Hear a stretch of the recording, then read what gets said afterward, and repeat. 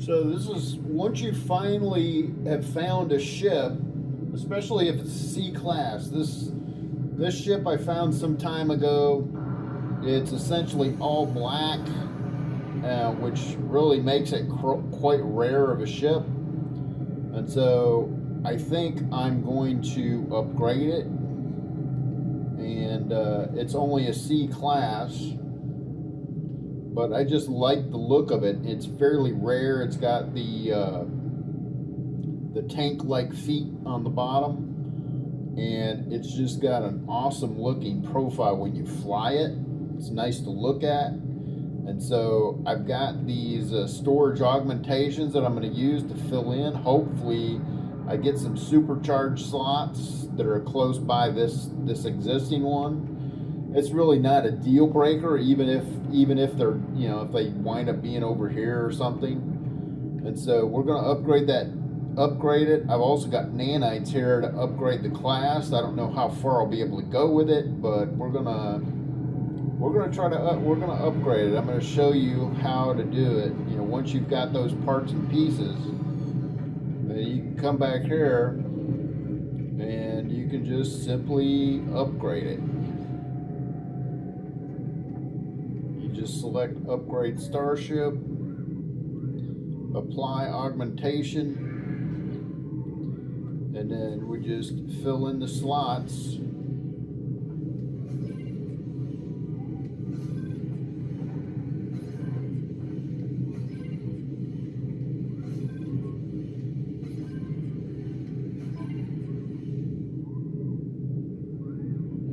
So I guess we got no supercharged slots anywhere else, just right there. So we won't get them until we upgrade the class. So we'll go ahead and continue upgrading these.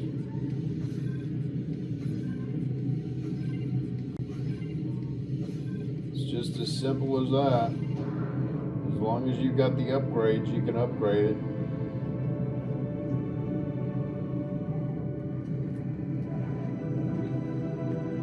So you can see we've got all this extra space. We've still got a bunch left over, but we can't upgrade anymore until we upgrade the class. So let's get back in here and we'll upgrade the class. Choose Upgrade Starship and then upgrade class. You can see 10,000 nanites. So we're going to spend that. We're going to upgrade it to a B class.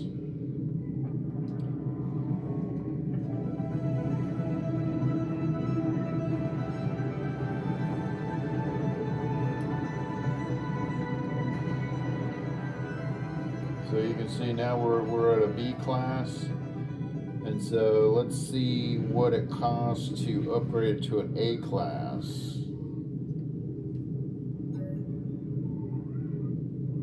$25,000, yeah, we'll do that.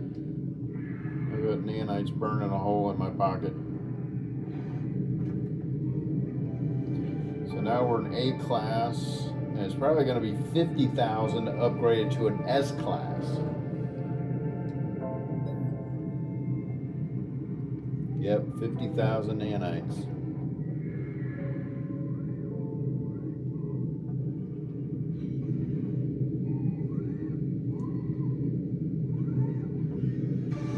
There we go, we're at S class now.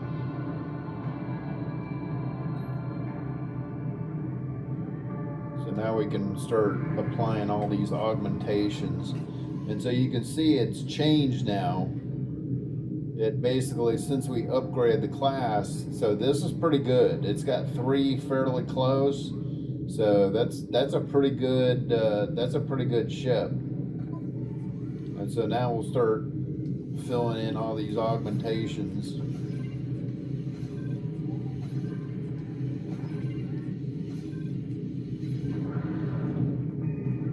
So now we've got, that is how you upgrade from a C class to an S class. Then from there you add technology. You add all this technology stuff in there. You've got to build it, make it. And so we've got these parts and pieces so we can make that. It's a conflict scanner. It basically scans when you warp into a system. It tells you if there's a conflict within that system. That's an auto charger. It's the economy scanner. We need microprocessors. Easy way to get microprocessors is to come over here to a space station, and you can buy them here if you've got the money. We need 5 of them.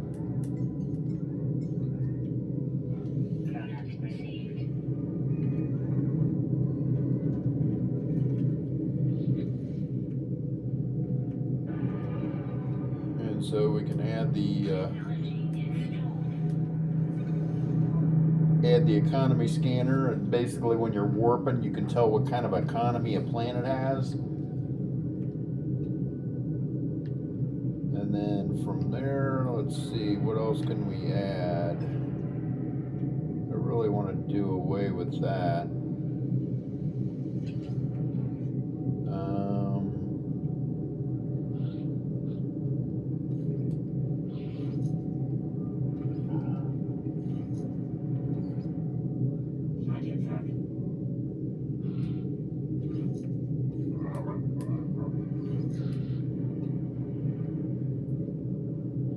And so then you just fill in stuff that you want.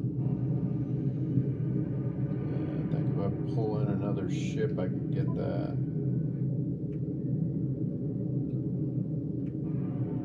And you just go through here and add various things that you need or want.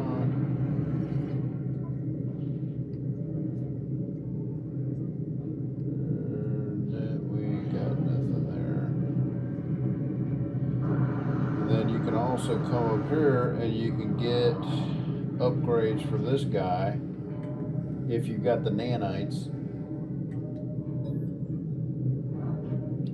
And typically the better modules are going to be S Class or X Class, but you could get an S Class or an X Class, an X Class or an S Class that may not be that great.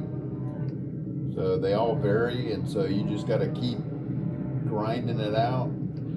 But typically the C class are garbage. You really don't want to spend the money on those. I mean, you can, but you'll be wanting to upgrade them before too long. But S class and X class are the best, but you can only get the X class typically in pirate stations, or if you see a traveler landing on a planet, you can buy it from somebody that lands, and they carry nothing but the X class type upgrades. And so that's pretty much it. And then when you've got it all decked out, you basically want to put all of them to where they're touching, because you see that line around this. You know, when they're touching, then you get bonus adjacency bonuses. These are supercharged slots, where if you can basically maneuver and then pay attention to the changes over here, it basically tells you what the effect is. Because sometimes you move them around in the slots, and if they're touching the right thing, you can get adjacency bonuses and stuff that will affect your overall score.